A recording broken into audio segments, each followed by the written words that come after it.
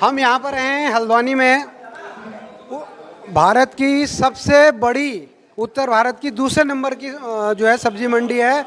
और यहाँ है आलू फल आड़ती एसोसिएशन का ये चुनाव है। और चुनाव में जो है 7 पदों पर निर्विरोध जो है निर्वाचन हो चुका है।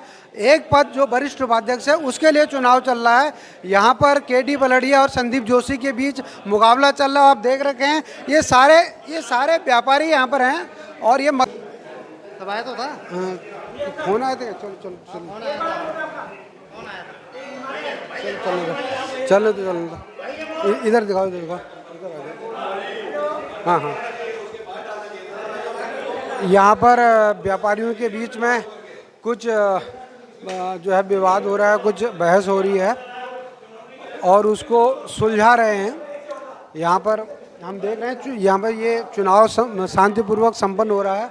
फल आड़ती एसोसिएशन की ओर से 8 पद बताए गए हैं। 8 में से 7 पद निर्विरोध हो गए हैं और एक पद पर चुनाव हो रहा है, वरिष्ठ उपाध्यक्ष।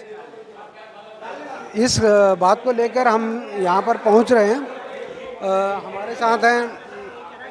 हमारे साथ हैं देवान सिंह जी। कितने पद थे आपके पास जैसे बताया गया? कुल मिला के 8 पद थे, जिसमें 7 पदों पे निर्विरोध चुनाव हो चुका है।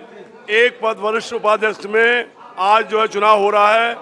2 उम्मीदवार हैं, उसमें केशव दत्त पड़रिया और संदीप जोशी जी।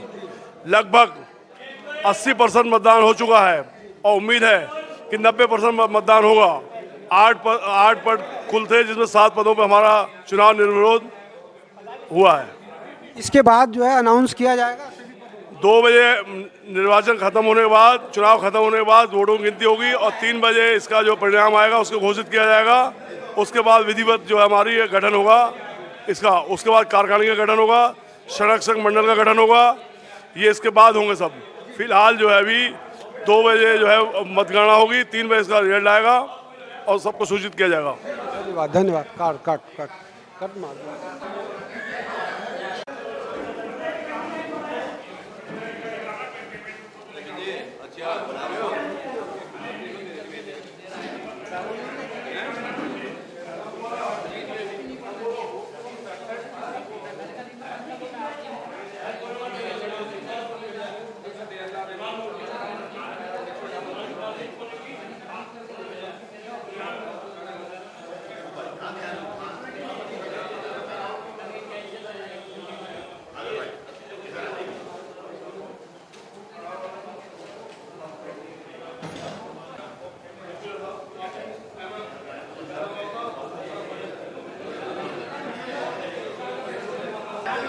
उनका ले लिया। यहाँ पर हमारे साथ है सहायक चुनाव आयुक्त अधिकारी नीरज प्रभाकर गर्ग जी। 8 सीटों में से 60 सीटों पर समन्वय हो गया, एक सीट पर नहीं हुआ, क्या कारण रहा? कारण यह है कि आपस में उनकी रजामंदी नहीं हो पाई और वो आपस में उनको ये क्या सहमति ना होने के कारण आपस में 2 उम्मीदवार रह गए। बाकी में सहमति बन गई थी, इसलिए उन पर नहीं हुए चुनाव। और बहुत ही सौहार्दपूर्ण वातावरण में आज चुनाव संपन्न हो रहे हैं। 388 में से 360 वोट पड़ चुके हैं। 93% हो चुका है। 93% अब तक हो चुका है। अभी 1 घंटा बाकी है। व्यापारियों में भारी उत्साह है। 93% वोट हो चुके हैं और उम्मीद है कि 100% ही वोट पड़ेंगे।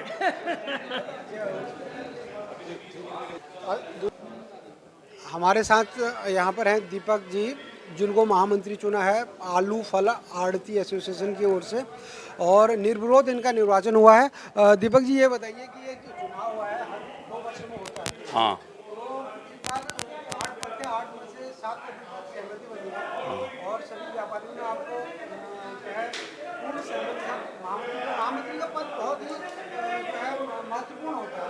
सारे कामकाज महामंत्री के हाथ में होते हैं और अध्यक्ष को सिर्फ अध्यक्षता करते हैं। क्या कहना है? व्यापारियों ने आपको इतना बड़ा विश्वास दिया है, इतना बड़ा वो दिया, समर्थन दिया है, व्यापारियों के हित के लिए क्या योजना है आपकी?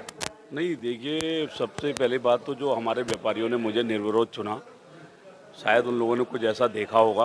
मैं अपने व्यापारियों को, जितने भी हमारे भाई लोग हैं, इनको सबको तहे दिल से धन्यवाद करना चाहता हूँ। और भाई लोगों का हमारे अगर आशीर्वाद रहा तो मंडी से संबंधित जितनी भी समस्याएं हैं, चाहे वो पानी के निकास के संबंध में हो, चाहे रोडों में जाम की व्यवस्था के संबंध में हो, चाहे ये कई जो नई दुकानें हैं उसमें शौचालय की व्यवस्था नहीं है, उस व्यवस्था के संबंध में, किसी भी प्रकार की साफ़ सफाई के संबंध में कोई व्यवस्था हो, उसमें मेरा और मेरे जितने भी हमारे 8 जितने हम सदस्य हैं, उनका पूर्ण रूप से हमारे पूरे मंडी के सारे सदस्यों का संग पूरा योगदान रहेगा। हम उसमें पूर्ण भागीदारी हमारे व्यापारियों के जितनी भी हो सकेगी हमसे, उनसे पूर्ण निष्ठा के साथ हम उन लोगों के साथ हैं। एक बात आपसे और जानना चाहेंगे कि ये उत्तर भारत की, ये समझिए कि दूसरी बड़ी मंडी है आज़ादपुर के बाद, और यहाँ पर अभी भी जो है समस्याएं हैं। जो किसान हैं हमारे आते हैं, पहाड़ से आते हैं, दूर दराज से, उनके लिए जो यहाँ पर व्यवस्था की गई है वो कुछ समय तो चलती है, लेकिन उसके बाद जो है मंडी समिति जो है ढीली ढाली हो जाती है, उनके लिए विश्राम का व्यवस्था नहीं होती है और कई समस्याओं से जूझते हैं। तो इस बार क्या ध्यान दिया जाएगा? बिल्कुल, हमने अभी इस बीच में हमारे माननीय विधायक राम सिंह केड़ा जी जो भीमताल ब्लॉक से आते हैं, अभी बीच में ये पिछले शुक्र वाले दिन हमारी इस संबंध में हुई।